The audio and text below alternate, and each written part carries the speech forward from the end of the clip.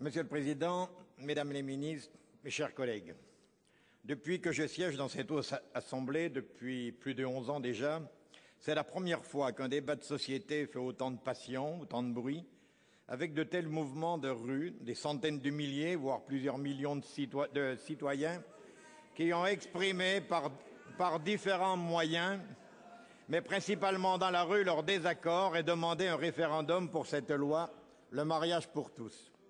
Le gouvernement fait toujours la sourde oreille. Pourtant, le mécontentement est profond. Croyez-vous que c'est par plaisir que des centaines de milliers de personnes venues de toute la France ont quitté au milieu de la nuit, du samedi au dimanche, les Pyrénées, la Côte d'Azur, l'Alsace, mais aussi le Jura, pour parcourir plusieurs centaines ou milliers de kilomètres dans des bus, si ce n'est par conviction profonde que la loi que vous soumettez au Parlement est une mauvaise loi. Très mauvaise loi, principalement ce qui concernera demain l'adoption, seul sujet que j'aborderai. Madame la ministre, sans vous faire de procès d'intention, je ne peux pas croire qu'en votre fort intérieur, vous ne pensiez pas que pour un enfant adopté, une maman et un papa, c'est mieux, c'est indispensable. Vous êtes prise dans une spirale idéologique, mais pas de réalisme. Tout enfant dès son plus jeune âge, quel est le mot qu'il prononce d'abord? N'est-ce pas le mot de maman?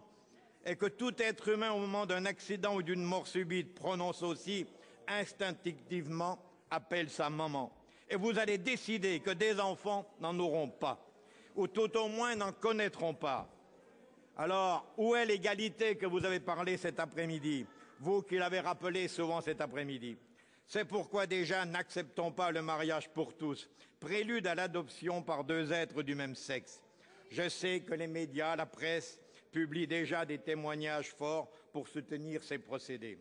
Vous le savez, Madame la ministre, les demandes d'adoption sont beaucoup plus nombreuses que le nombre d'enfants qui peuvent être adoptés. Moins de 2000 actuellement, y compris les enfants venant de pays lointains.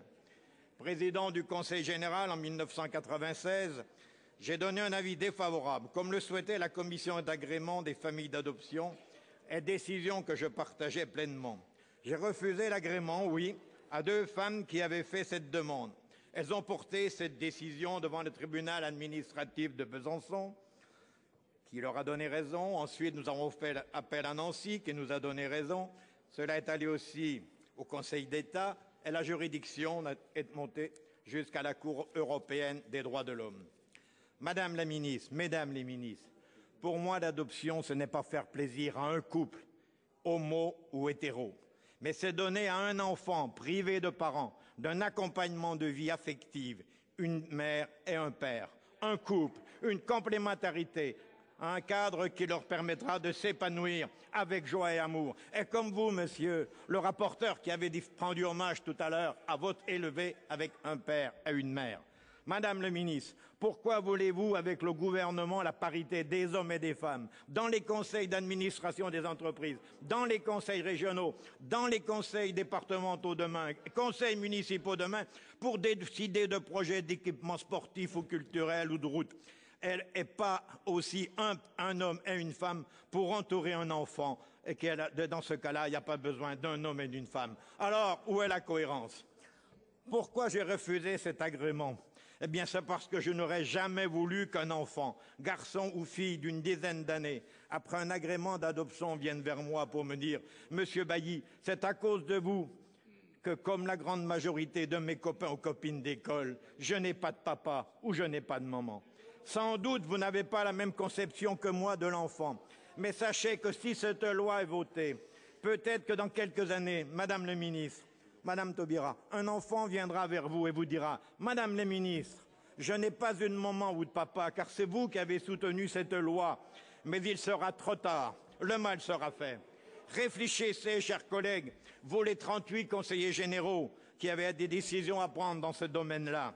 Vous qui vous apprêtez à voter cette loi, et pensez à tous ces enfants qui ne pourront pas dire un jour « mon papa, ma maman », et sachez que je ne serai pas à côté de ceux qui vont voter cette loi. Merci.